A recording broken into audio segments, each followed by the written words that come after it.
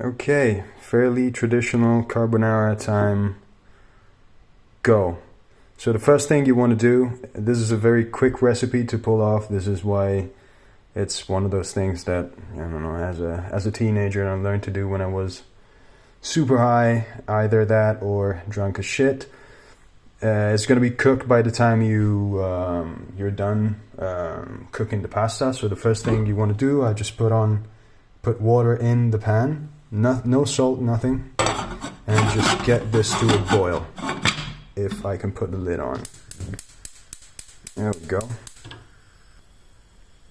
So the second step is to pick up the guanciale from the fridge, hopefully, and put it in the freezer while the water boils, because it helps with the cutting process of it. It's fairly fatty, so even just like having it in your hands while you're cutting it, you risk of like melting the fat whilst you're cutting it, and just it makes it way easier to cut all around. You know, everything that has fat, pretty much, if you put it 10 minutes, 20 minutes in the freezer, it's gonna make it better, easier to cut.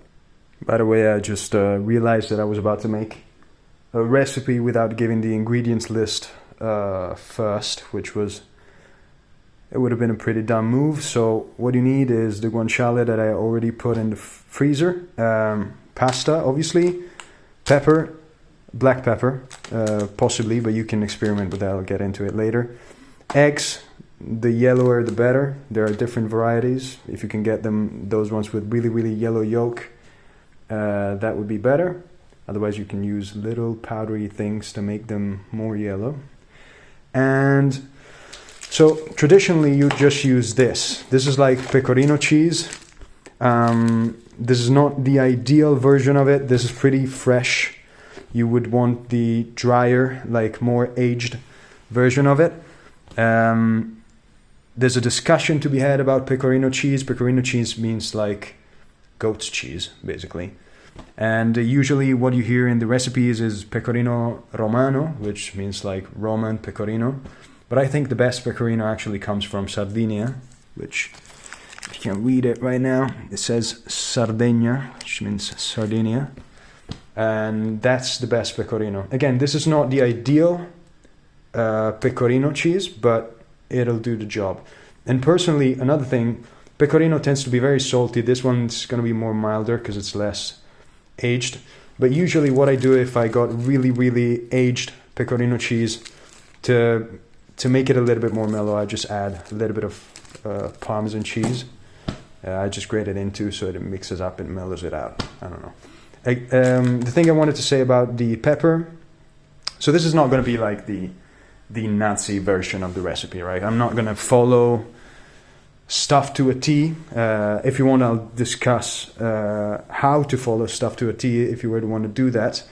But like, for instance, with pepper, first of all, you always want to grab it in grains rather than pre-ground, because the pre-ground stuff has basically no flavor, no oils left in it. It's pretty shitty. So if you can grab it in grains, that would be better.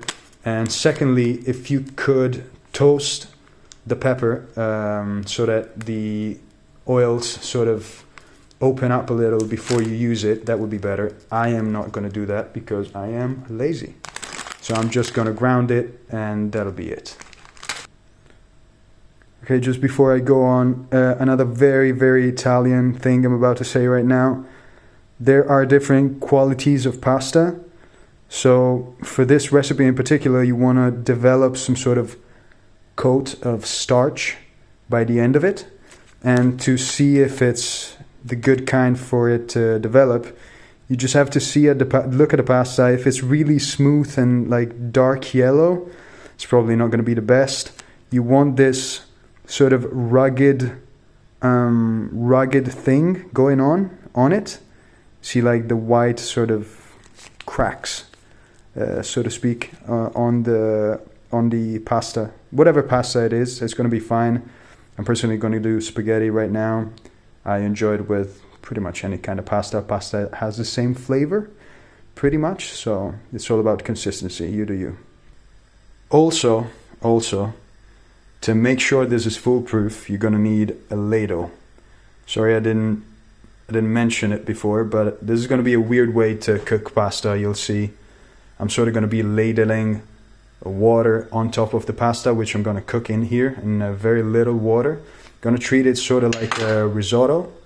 This ideally wouldn't be what I would do. I would put the pasta in here and just drain it, reserve some of the cooking water, and just finish it up over here.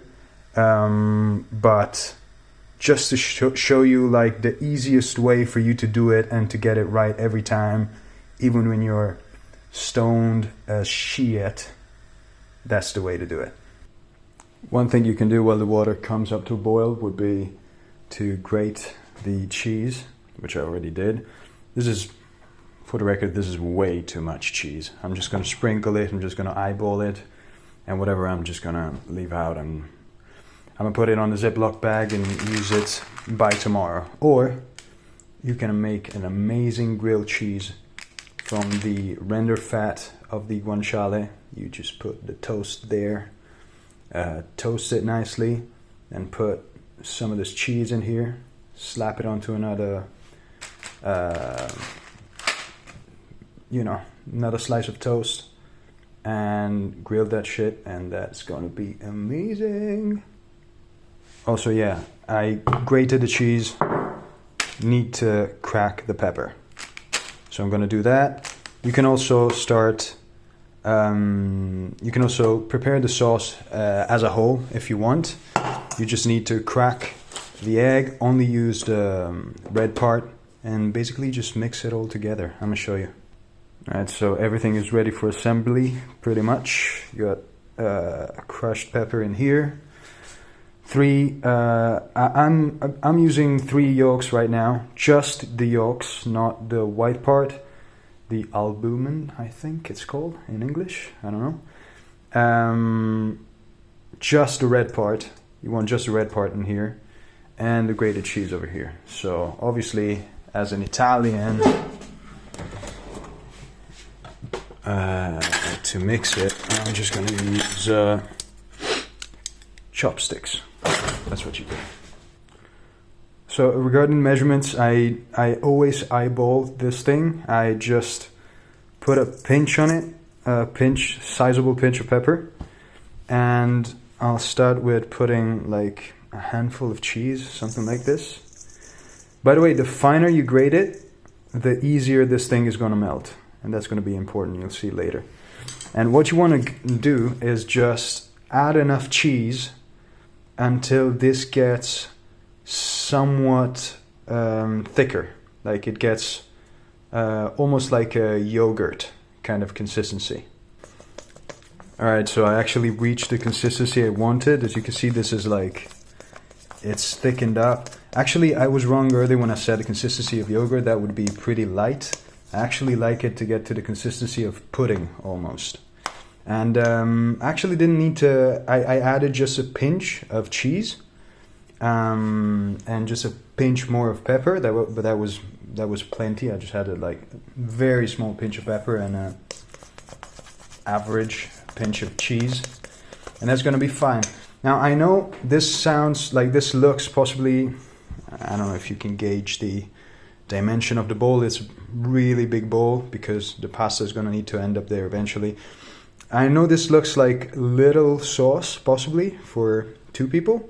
But it's actually plenty. You could almost do 3 with this amount, because as I said, the way we're going to cook this pasta, the pasta is going to develop a nice coat of starch, and that starch coating is actually going to get flavored by this thing, and so you'll have the flavor throughout, and you don't need an excessive amount of sauce for that to work.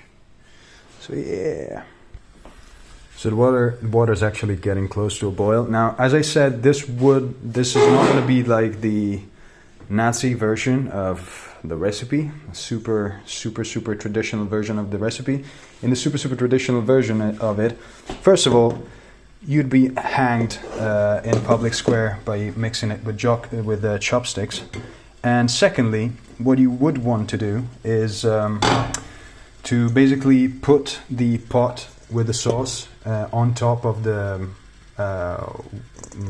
boiling water pot and just sort of melt it away and cook it this way, so that it helps, you know, cooking the egg and stuff like that. But the egg is going to get cooked. It's going to get cooked just in a different way following this method. So do not fret. This is not going to stay raw. It will get tempered. You'll see. Right, so the water is basically boiling right now, and I forgot to cut the guanciale, so I'll get to it. Right, so this is guanciale.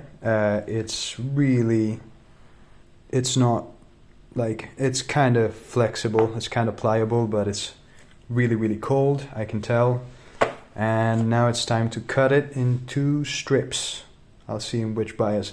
Now, one thing to note, this is pretty much kind of complete fat.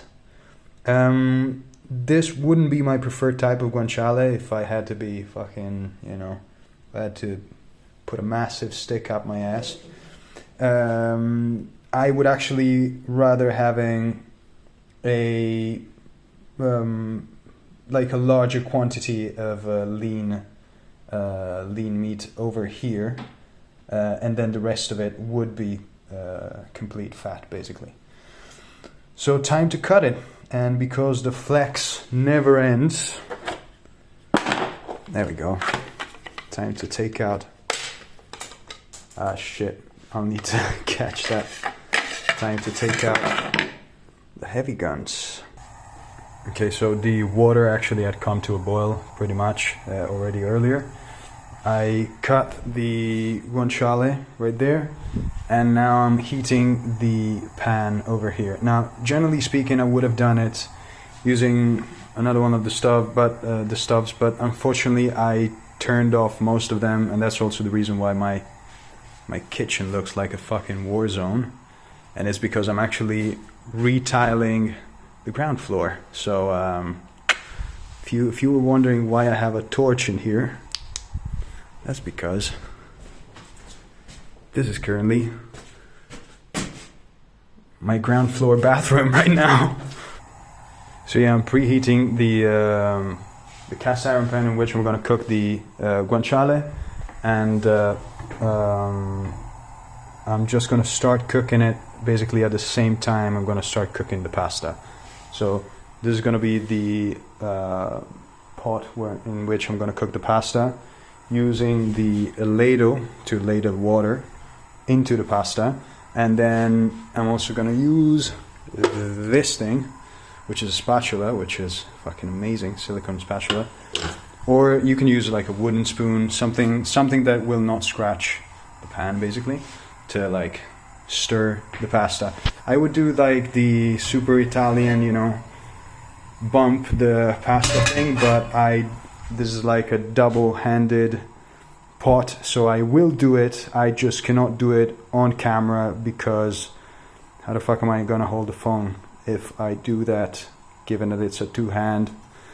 I do not have the strength with the pasta inside to perform it, I think. So now, just to clarify, given my limited setup, I can just use this stove right here and this one right here, which are incidentally the largest ones. I'm gonna get the water to boil, which, there you go, it's at that point already. So I'm gonna switch, just gonna put it on the side. Look at my peppers. What's that called? Chili peppers. Yeah, sure. How the fuck can I forget chili peppers? I'm gonna switch this over here and putting this over here. That's gonna be the final setup. This is hot already. I'm gonna ladle like one spoonful at a time, sort of, so it's, even though it's not on the heat technically, it's not going to be that much water so as to stop the cooking process. So it's still going to be cooking, you know. I'm not worried about the water getting less hot. I just thought you may have wanted to hear the sizzle. So I seem to have a problem. You see, the pasta will not fit into the pot. Now you could sort of push it, put it like this, and just put a little bit of water and get it to apply. And it's gonna take a minute anyway. It's gonna be fine. But I'm gonna break the pasta. I will do it. Scusa, non lo farò mai più. Scusami. Solo questa volta, prometto. It is done. Scusa, nonna. Scusa, nonna. Scusa! So I'm just gonna start adding the water, like a couple ladles at first. This is Carbonara. And there you go. That's all fine. We're good. No worries. This is good. Shit, the vapor is hot. This is all good. This is fine. Just make sure the pasta doesn't stick to the bottom and you should be fine. That's okay. Now, what you want to do is to salt the water of the pasta right here, right? I could have done it earlier, but it's going to be fine. Now, there's a difference between salting the pasta if you do it in a big pot and salting it if you do it over here. If you do it like this, you have to salt it as like the way you want it to be salted, the amount you actually want it to be salted. Because eventually the water will drain out and you're actually probably not even going to need to strain any water left, because it's just going to become like a starch coat, basically. If you do it in a big pot, you can salt with a bigger pinch of salt, because most of the salt is just going to remain over there, right? So that's going to be fine. So because I don't want to do that, and it fell, okay. Because I don't want to do that, I'm just going to put like a pinch of salt, just a little bit more. Okay, there we go, and that's it. It's going to be plenty of salt from the cheese, from the guanciale, from all of this good stuff. It's the reason I said it's kind of foolproof. It's because it's really easy to see when the pasta needs more water. Just when you see it, it's basically almost dried up. You just get a little ladle. Don't exaggerate. One more, because I didn't exaggerate. And now it's fine. It's still cooking. It's still at the beginning of the cooking process, so I know it's going to be a while and stuff like that. So it's fine.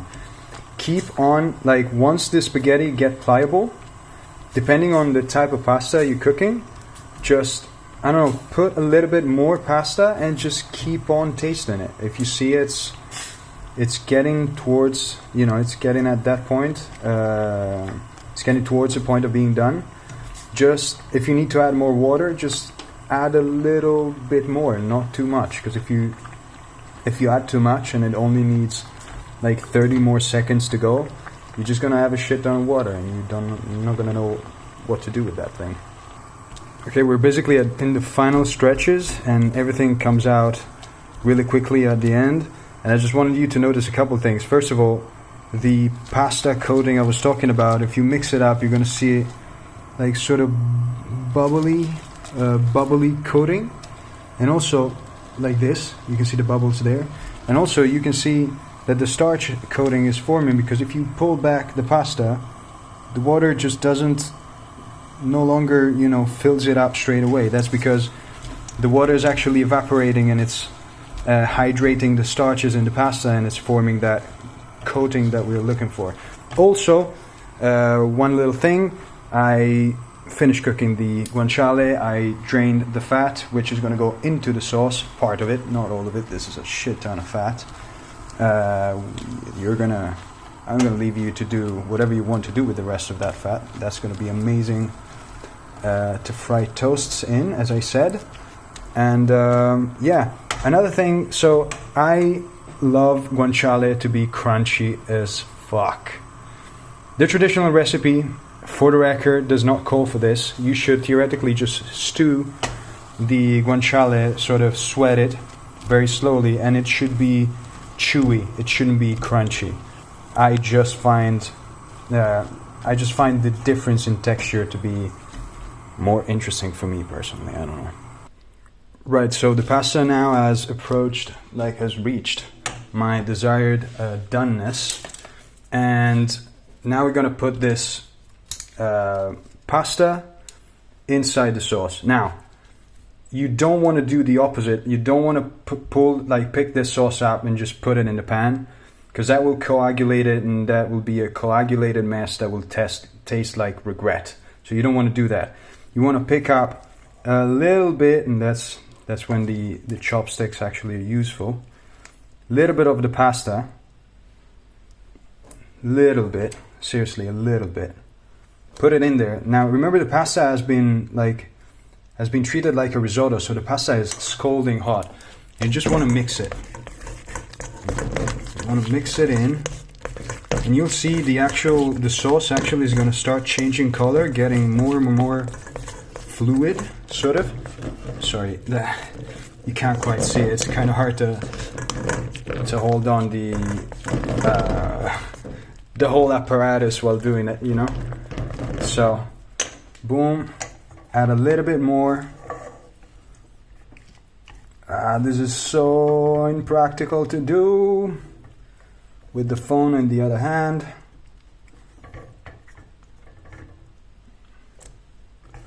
One more. Come on. Everything is pain forever. Okay, there we go. Boom. Mix. You see, it's getting very fluid. The cheese is melting. That's a sign that the cheese is melting, pretty much. And it's coating everything nicely. Boom. There we go. And now, you can do it once more if you don't feel confident. You can put a little bit more in here and here. And wabam. But I think that I already see the sauce changing color. Like it's already sort of, I don't know, getting brighter, clearer, I would say. No, what's the thing? Lighter in color. There you go. I don't need thesaurus. I don't need Google. Fuck that shit. Okay, and now you can just, with a leap of faith, just pick this whole thing up and trust, just dump it down there. It's not going to coagulate, because now the egg has been reaching the temperature in which it's sort of tempered already. It's kind of cooked already. So this is going to be fine, and I'll see you on the final result. There you go. And you can just look at the creaminess of this thing, and you just know this shit is going to be amazing. There we go. I added, obviously, the guanciale to it and everything. And I reserved that pepper and cheese on the side. You can add salt with it. I almost didn't add any salt apart from the cooking water of the pasta to salt the pasta. And that's pretty much it. You just need to plate it. But I am shit at plating, and I am lazy again, so I'm not going to do that. You'll have to do that on your own. All right.